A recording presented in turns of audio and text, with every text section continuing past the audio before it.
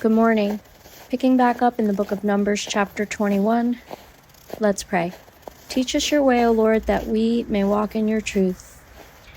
When the Canaanite, the king of Arad, who lived in the Negeb, heard that Israel was coming by the way of Atharim, he fought against Israel and took some of them captive. And Israel vowed a vow to the Lord and said, "If you will indeed give this people into my hand, then I will devote their cities to destruction." And the Lord heeded the voice of Israel and gave over the Canaanites, and they devoted them and their cities to destruction. So the name of the place was called Hormah.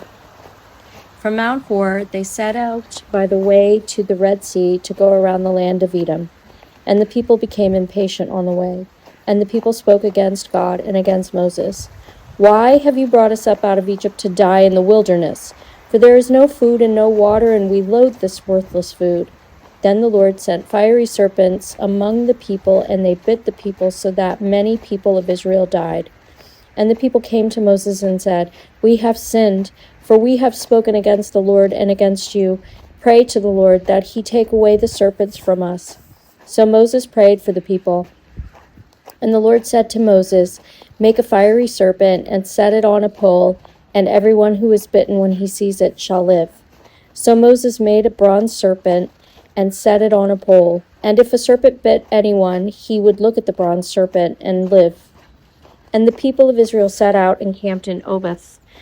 And they set out from Oboth and camped at Abarim in the wilderness that is opposite Moab toward the sunrise.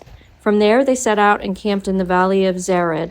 From there they set out and camped on the other side of the Arnon, which is in the wilderness that extends from the border of the Amorites. For the Arnon is the border of Moab, between Moab and the Amorites.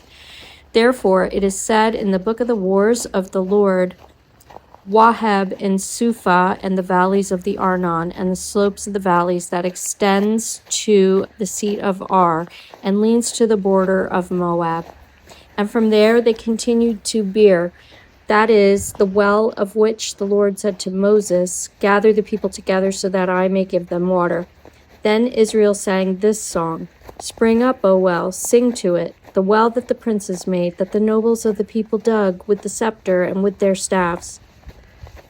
And from the wilderness they went on to Mattanah, and from Mattanah to Nahaliel, and from Nahaliel to Bamoth, and from Bamoth to the valley lying in the region of Moab by the top of Pisgah that looks down on the desert.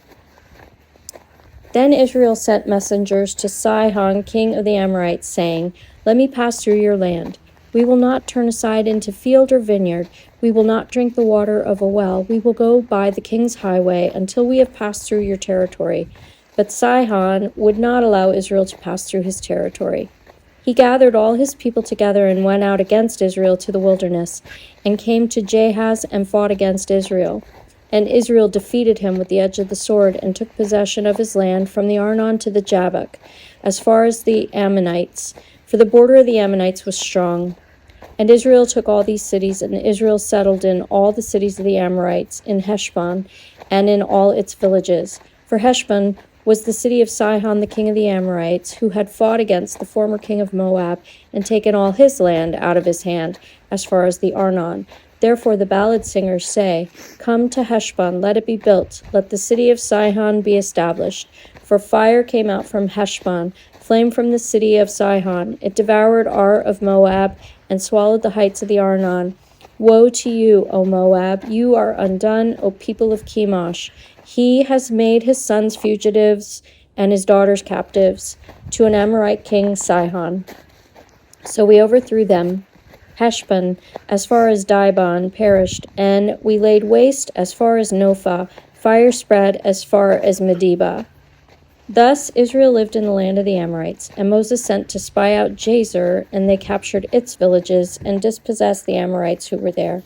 Then they turned and went up by the way to Bashan, and Og the king of Bashan came out against them, he and all his people, to battle at Edrei.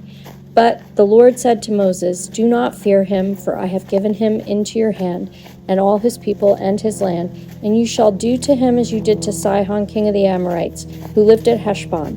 So they defeated him, and his sons, and all his people, until he had no survivor left, and they possessed his land. May God bless the reading of his word.